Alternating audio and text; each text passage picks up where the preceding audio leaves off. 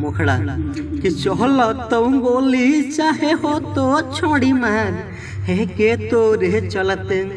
कि चहल तुम गोली चाहे हो तो छोड़ी मार है गे तोरे चलते कि है गे तोरे चलते तो खटा बहु देव घर हवा के जेल हम तोरे चलते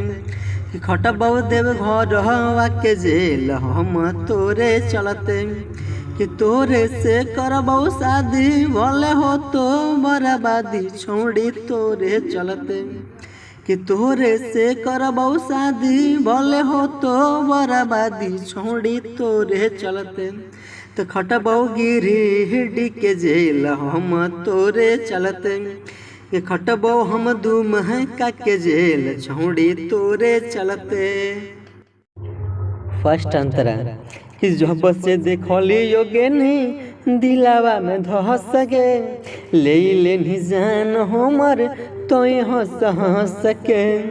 कि जब से देखली योगे नहीं दिलावा में धस गे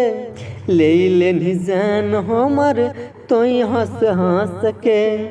यो रंगदार चौड़ी बना बहु जोड़ीदार गे तोरे चलते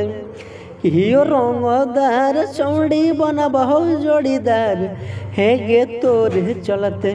कि है गे तोरे चलते तो खटबौ हमारा के जेल छौड़ी तोरे चलते